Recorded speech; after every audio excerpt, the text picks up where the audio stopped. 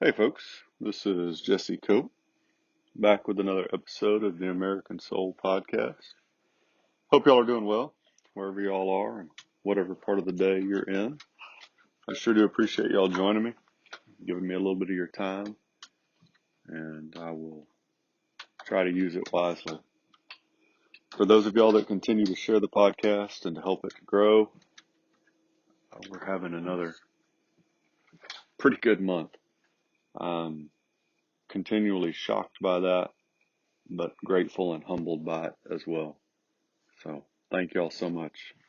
I hope that y'all get something out of it. I assume that y'all do. Those of y'all that come back time after time, and hopefully our country gets a little something out of it as well. We're gonna forgo the walk today and have a little sit on the porch. Have two puppy dogs and a kitty cat. We'll see if they stay. Here the background music is a little more subdued. We got a little rain today, which was desperately needed. It's the first, I would say, significant rain we've had in a couple months. So the garden desperately needed it, and really everything did. So thank you, Lord. And thank you, Lord, for being able to do this podcast and talk to people and hear some of their feedback. I sure do appreciate when y'all give me some feedback. All right, we're going to go into, I really probably have enough to do two more episodes with Churchill. Lord knows there's enough, actually. More than enough, more than I can competently cover also. But this is probably going to be the last one, at least for this time. We'll come back and visit it, I'm sure, because I think the parallels are just so shockingly strong. And hopefully, I don't know if I should say hopefully y'all have seen that or not, but hopefully I've presented the material well enough that y'all can see it if you think that's true. So we'll just go ahead and jump in. This is still kind of in the middle of the Czech issue where Hitler and the Nazis were going in to take over Czechoslovakia, and the British and France were kind of crumbling on the sides, and Churchill and very few others were trying to stand up to Hitler because they saw the war coming. Just like I think if you really look around and logically take stock of the facts, you'll see that we have a war coming here in America. You can't have two large groups, majority groups of people that are diametrically opposed to fundamental issues coexist. That's not logical, regardless of which side you're on personally or where you stand. It's not going to happen. So we'll go in here. Churchill's Daily Telegraph, and again, this is from Manchester's second volume of Alone. Phenomenal series, trilogy, biography. Really great one. I would recommend picking it up if you're bent that direction, because I've just barely scratched the surface. Churchill's Daily Telegraph column of September the 15th predicted bloodshed. The Czechs, he wrote, possessed an absolute determination to fight for life and freedom. If not daunted by all the worry and pressure to which they had been subjugated, they would inflict 300,000 or 400,000 casualties, but the world would hold them blameless. It was the German aggression which would be condemned. From the moment that the first shot is fired and the German troops attempt to cross the Czechoslovakian frontier, the whole scene will be transformed, and a roar of fury will arise from the free peoples of the world, which will proclaim nothing less than a crusade against the aggressor. Folks, this is true here in the States too. If we would just stand up to the left and force them to either acknowledge their bluff, which I don't think it is a bluff, or to actually take that step, which they kind of have already done recently with the BLM riots and Antifa, the world, the honest part of the world is going to look and recognize that they're the ones that are to be condemned because they're the ones forcing this path. You know, America became great on the set of principles that belong to Jesus Christ, And you can we'll talk about this some more later on, but you can look at the split in the Methodist Church today. If people hate the Methodist Church as it is, or they want to change things, they have every right to leave. And America's the same way. If you really despise America, if you hate America and her founding principles, you have every right to leave. But when you come in and you want to change that and you want to go towards socialism and communism and leftism and all the evils and horrors that come along with that, that's the side that would be condemned by an honest world. And when Churchill saw that, Churchill could still sound the bugle, but the rest of the orchestra was following a different score. In the Foreign Office, Oliver Harvey wrote, British press reviews receives news of the PM's, the Prime Minister's visit with marked approval. City is much relieved. Reaction in Germany also one of relief. In America, it looks as if we were regarded as surrenderers. Winston says it is the stupidest thing that has ever been done. Churchill knew what the Prime Minister was planning. He had learned that nearly a year earlier when Churchill had written what he really wanted to tell the Nazis. Give us a satisfactory assurance that you won't use force to deal with the Austrians and Czechoslovakians, and we will give you similar assurance that we won't use force to prevent the changes you want if you can get them by peaceful means. Declining Lord Moynihan's invitation to join him on a Caribbean cruise, Winston wrote, Alas, a cloud of uncertainty overhangs all plans at the present time.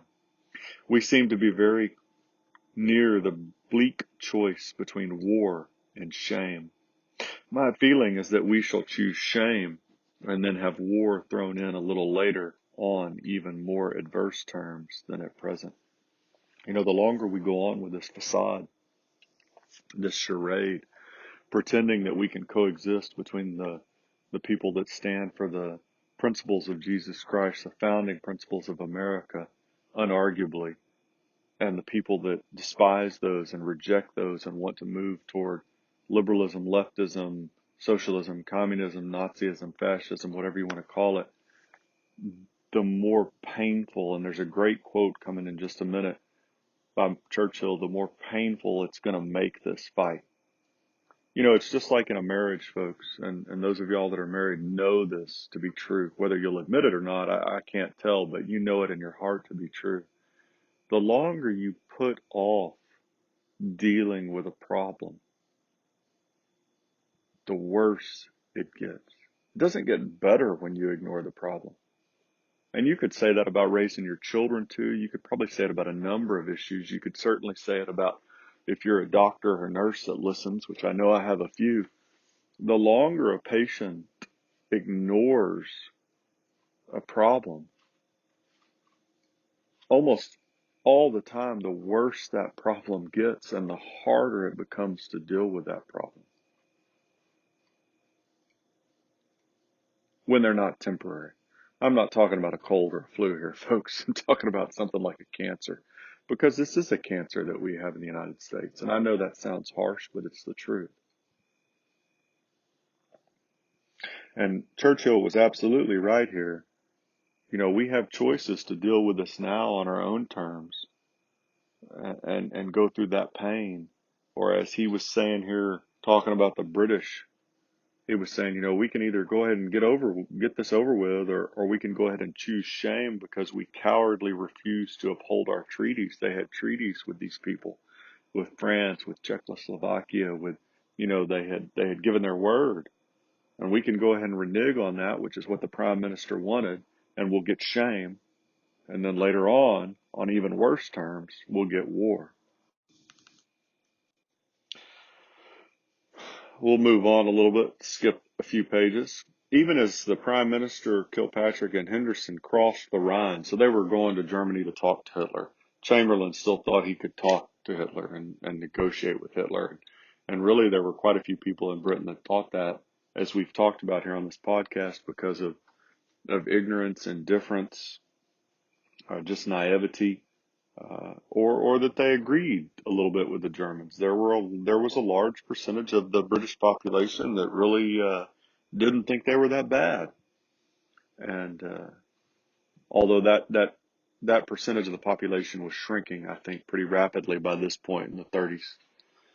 But we have a lot of similarities here on the conservative, the Christian, the patriotic side of citizens in America. We continue to think that we can deal with the left. We can negotiate with them. They're reasonable people. We can talk to them. The fact that they've supported the wholesale slaughter of babies, defenseless babies for the last 50 years, that's no big deal. They didn't really mean it. The fact that they want to pretend that men can be women despite the fact that they have XY chromosomes. They don't really mean that. They don't really believe it. Isn't that all the worse, folks? If you really think that, if you're listening to this podcast, listen to me talk, and you really think that the people on the left, they don't really mean that, isn't that even more condemning than if they actually did believe that? Because then we could say, well, maybe they're just a little bit off, but if they know that's not true and they still support it, isn't that all the worse? At any rate, so they were going over here to meet with Hitler, the prime minister, and his little crew. As they were crossing the Rhine for talks with Hitler in the Hotel Dresden, if I said that right, Churchill, having left Downing Street, was hailing a cab for 11 Morpeth Mansions. That's where he stayed in London. He had called at number 10 to ask precisely what Chamberlain would propose at Godesberg. That's where he was meeting Hitler. And 5 peers, along with 3 MPs, Bracken, Sinclair, and Nicholson, were gathering at his flat to hear what he had learned. Nicholson, the last to arrive, was waiting for the lift when Winston paid the cabby and hurried in. As they ascended together, Nicholson said, "This is hell." Churchill muttered, "It is the end of the British Empire." You have to wonder, folks, if we're not in the last days of America here. God can have a lot of plans. He doesn't need us. He can go to other countries and other places. That's what he did with us. That's pretty sobering thought, and Churchill recognized this, and it really was. World War I started the end of the British Empire. World War II certainly finished it off, but it all went back to their moral decisions. And let me try and get through a couple more here. I've got too much to cover, but there's a couple I really want to get to. Chamberlain, this is farther on, stressed that the Führer, Hitler, had not been prompted as he had spoken with great earnestness. As Eden, one of the people that accompanied Chamberlain, later said, Chamberlain knew that Hitler had lied. He just could not believe that Hitler would lie to him. Now, it was Chamberlain's conclusion that we should accept those terms of Hitler's and advise the Czechs to do so. The point here, the reason I wanted to read this is, Chamberlain just couldn't believe that Hitler would lie to him. He knew that Hitler lied. Do we not have that same mentality toward the left in America? Obviously they lie. They lie time and time and time again. We see it again and again and again. And yet we keep acting as if, well, that's the last time. It won't happen again. And we're shocked when it does. Duff Cooper protested. He was a member of Chamberlain's cabinet, for lack of a better word right now. Hitherto, he said, they had faced the unpleasant alternatives of peace with dishonor or war. He now saw a third possibility, namely war with dishonor, by which I mean being kicked into war by the boot of public opinion when those for whom we were fighting have already been defeated. But the other ministers endorsed the prime minister's view. We can go ahead and do the right thing on our own, folks, and this is true of our entire life, marriages, with our kids, business, friends, whatever it is. You can choose to do the right thing the first time, and it may be hard, but at least you're doing the right thing. You may have there may be a huge price to pay for doing the right thing. Often there is, but at least you've done the right thing. Or you can do the wrong thing and then have to go along and pay that horrible price even worse later on. The longer we go on with things like abortion and LGBTQ and illegal immigration and revisionist history and critical race theory and identity politics and feminism and all this stuff, socialism, communism, we're going to have to deal with it at some point, folks. The longer we go along with it, the longer we pretend that there's some reconciliation or coexistence, the harder, the higher that bill, that price is going to be. And I really think that that's what Mr. Cooper here was talking about. You can go ahead and deal with it, or you can wait, and it even gets worse. And so a lot of people, Chamberlain came back, and the British people really thought he was successful. There's a great quote. If I get a chance, some other podcast, I'll read it, about experience that Churchill had after news came back of Chamberlain's, quote, success, unquote, with negotiating with Hitler. This is just a little clip. It's the last one I'll read. He too refused. He said he would need the approval of his party. So this is one of the men that kind of bailed on Churchill. They were going to stand up and tell the prime minister, absolutely not. They wouldn't be a party to this. As Nicholson wrote in his diary, they sat there gloomily realizing that nothing could be done. Even Winston seemed to have lost his fighting spirit. So far as one can see, Hitler gets everything he wants. It was decided to send no telegram. One by one, the group drifted away. Violet wrote, Winston remained, sitting in his chair, immobile, like a man of stone. I saw the tears in his eyes. I could feel the iron entering his soul. His last attempt to salvage what was left of honor and good faith had failed. She spoke bitterly of those who had refused to put their names to their principles. Then Churchill spoke. He said, What are they made of? The day is not far off when it won't be signatures we'll have to give, but lives, the lives of millions. Can we survive? Do we deserve to do so when there's no courage anywhere? That's exactly what we're doing today, folks. We are gambling away the lives of millions down the road in America based on indifference and cowardice. And we've been doing it for decades, adding to the butcher's bill to come. People passed, Roe v. Wade passed the Supreme Court back in the 70s, and nobody, not one single state, stood up and said, no, we're not going to do this. And now 60 million of our fellow citizens have been slaughtered. Whether that sounds melodramatic to you or not, that's just the facts. The longer we allow the left their political correctness and we say, well, we don't want to hurt their feelings.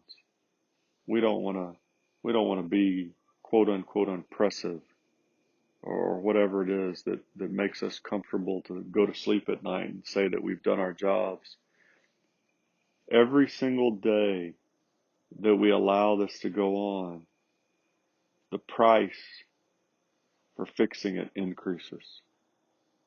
You can see this throughout history, folks, from Stalinist Russia, Maoist China, across the board, any communist, socialist, fascist, Nazi nation. The longer you allow something to go on, the greater the price is. And at some point, what I really hope you've gotten out of these last 5 days, and I'll leave you alone, is, we can blame the national political leaders all we want, and cultural leaders too, in places like Disney or Coca-Cola or Target or anywhere else, Nickelodeon, Biden, AOC, Pelosi, Schumer, pick one, whoever you want to blame. But at the end of the day, folks, it's the people. The German citizens, and they weren't all horrible people by any means, folks, but they allowed Hitler to come to power. They encouraged him. They supported him. They continued to follow him, even when it was apparent that he was following evil. The British citizens continued to ignore the problem, continued to go to their entertainment, their athletic events, their movies, their books, their plays, and with the Germans, you could go back to all the sexual immorality that went along there. We're not so different today. The conservative, Christian, patriotic side in America, we just want to be normal. We want to go watch our kids play sports for hours on end. We want to watch our TV shows and be on our phone. And, and do what we want to do. And we don't want to be bothered by all these people that are suffering in our own country, the babies that are being ripped apart, the poor people in the inner cities that are the gangs and the malnourishment and the child abuse and the sex trafficking rings that come with illegal immigration and the human trafficking. We don't want to be bothered by all that. And then on the left, just like the Germans, they're gonna, those Americans, they're gonna go along with the left. They're gonna support them. They're gonna give them their money. They're gonna give them their strength and their time and their energy. That's just the way it is. Whether we like that or not, whether this makes you uncomfortable or not, when you start to think about your friends and family, relatives, neighbors, it's the truth.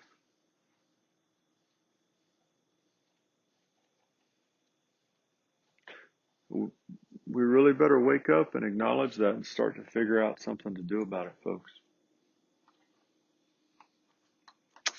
And so I'll leave you with that, but I hope that you can go back and listen to some of these again and really see these quotes by Churchill and others around him and see the blatant parallels between citizens in Britain and Germany in the 1930s and the American left and right, so-called, today. And I will say, because this has been kind of a morose topic, you got to remember that all things are possible with God if we'll just turn back to Him. I'm not going to tell you how it's going to turn out, but it'll be a heck of a lot better with Him than without.